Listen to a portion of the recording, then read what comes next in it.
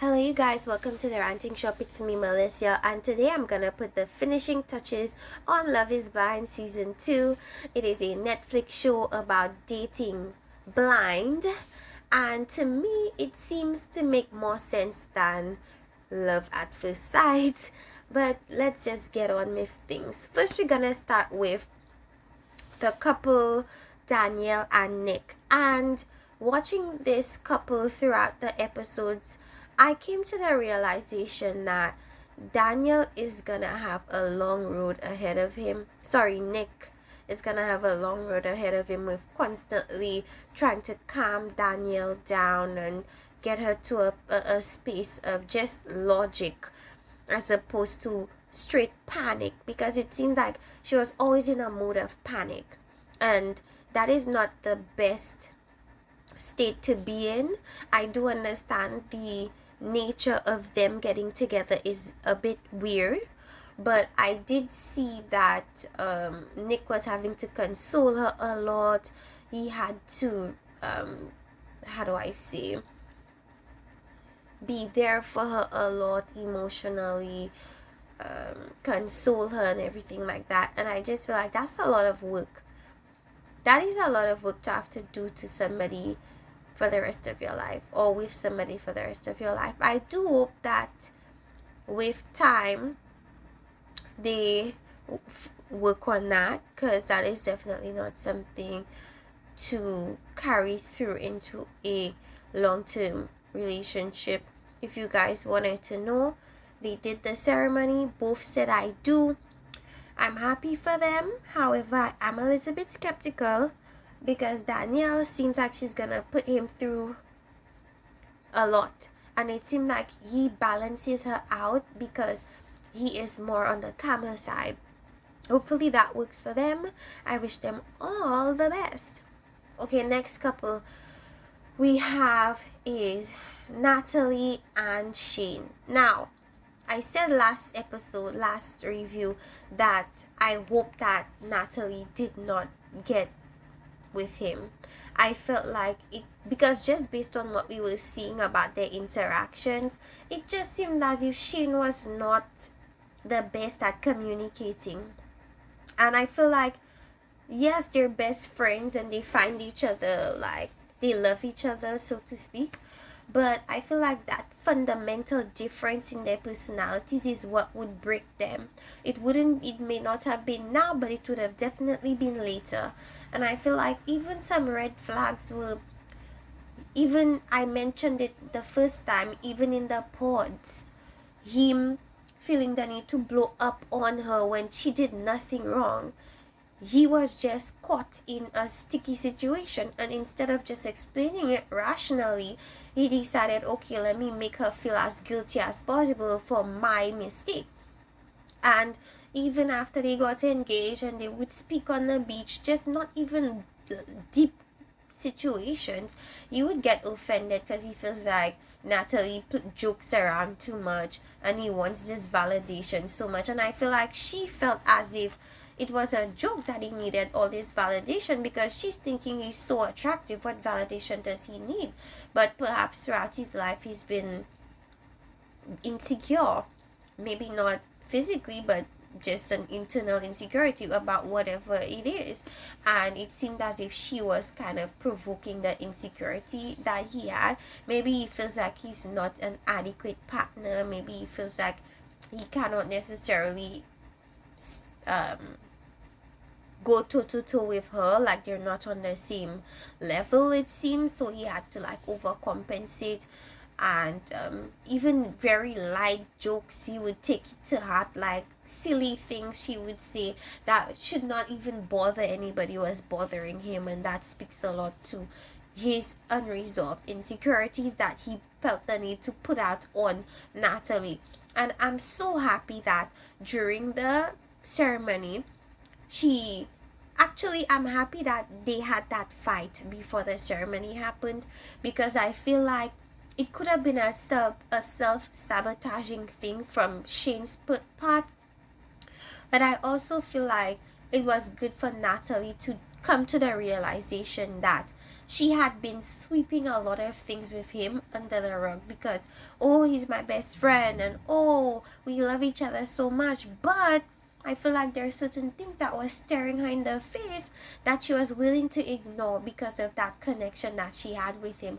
And that would have been a big mistake, because one of the biggest things in a marriage, according to married people, is communication. So if you guys are unable to just communicate about silly things, light things, things that are not so trivial, or things that are trivial, what would happen when you do marry this man? Like, your whole marriage is gonna be you walking on eggshells with this guy, trying to boost his ego or keep his ego in check, and you having to do that full time takes away from your personality. And you know, you're a goofy person, you have these little jokes, because as you could see, her mom is the exact same way.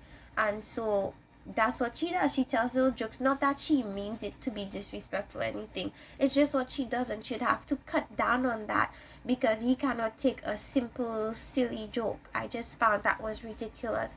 His communication skills, his problem solving skills, um conflict resolution skills were terrible.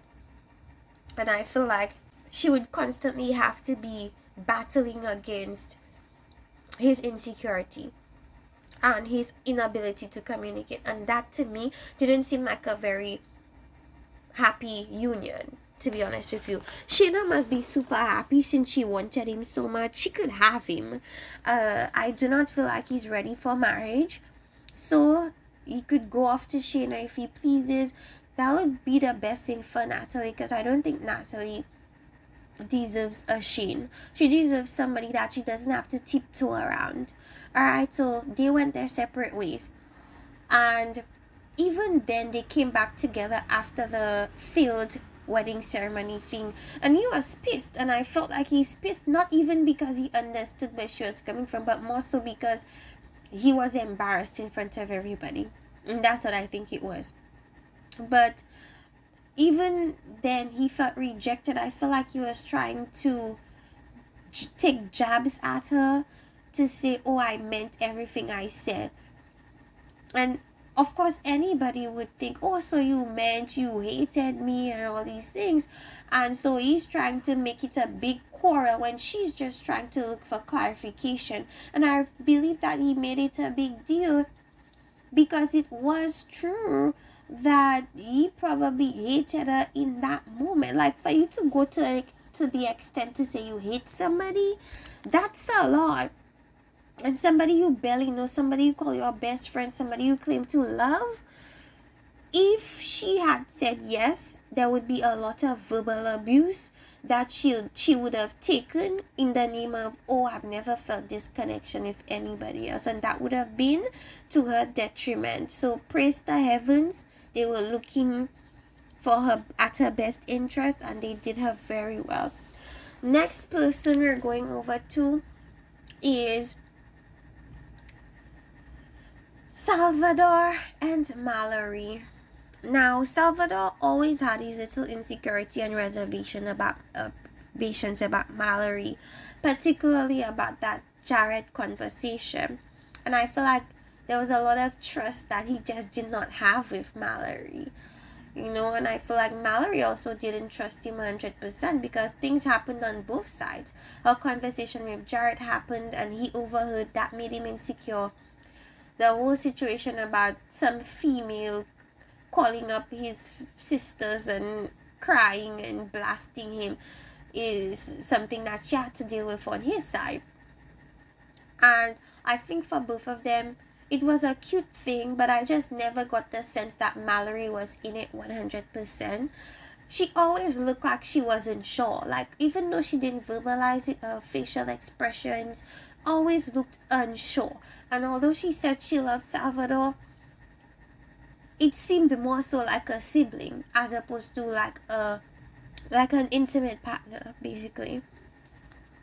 So Salvador ended up being the one to say no, and he kind of, the marriage is no more. So even after they spoke, Salvador was very kind to speak to the family and let them know that he was just being true to himself and honest to himself. And so the honesty translated into him not being ready for a union with Mallory, thinking that the trust was not there. It wasn't 100% trust in both of them. Both of them were not sure about what they would say. And so in that case, I feel like both of them were like kind of 50-50 on the marriage. So I don't feel like anybody necessarily, I feel like Mallory's disappointed because maybe she is thinking of marriage and being married and all these things, and she wanted that, but I don't know if she wanted Salvador, if you know what I mean. So I'm happy they came back together and spoke on the chairs, and he felt the need to just tell her that he was speaking his truth, and he thinks they both don't really trust each other to an extent of getting married. And I think she understands, and she wants them to work on their relationship, and he's gonna start by asking her on a date and stuff like that. So I'm happy that they're at least gonna give it another try, and we'll see how that goes, because the reunion episode is gonna play March 4th. All right, so what else? The last but not least couple, Iyanna and Jarrett. The thing with Iyanna is she feels like Jarrett says he wants to be married verbally, but when it comes to his actions, he never showed her the changes he was willing to make after they got married. She felt like she had to wait until after the marriage to see whether he would keep his word and actually do what he said he'd do, which means let go of a lot of these things like partying with your friends and all these things. Because one thing that they differ on is she's a homebody and he's an out buddy. So a lot of the time he's gonna be out, she's gonna be in. There needs to be some level of compromise. And I feel like, I hope he made the changes he said he would make. He seems very excited and enthusiastic about getting married. I hope he knows that it's not a bed of roses, and he's gonna have to make some changes that he might not like, but he would have to do to make the situation work.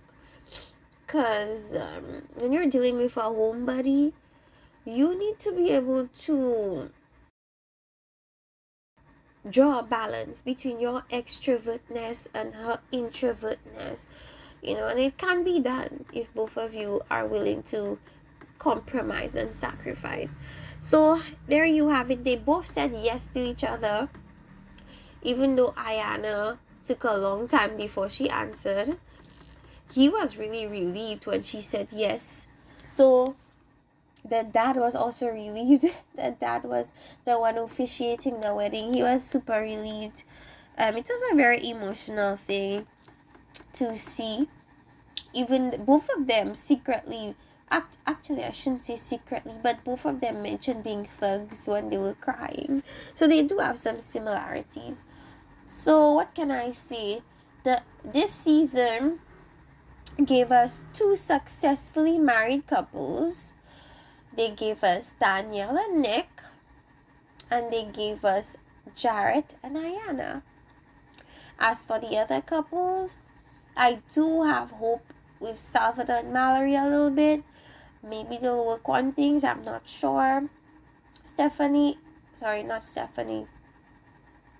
Natalie and Shane, I believe they should not get back together unless Shane works on his own issues.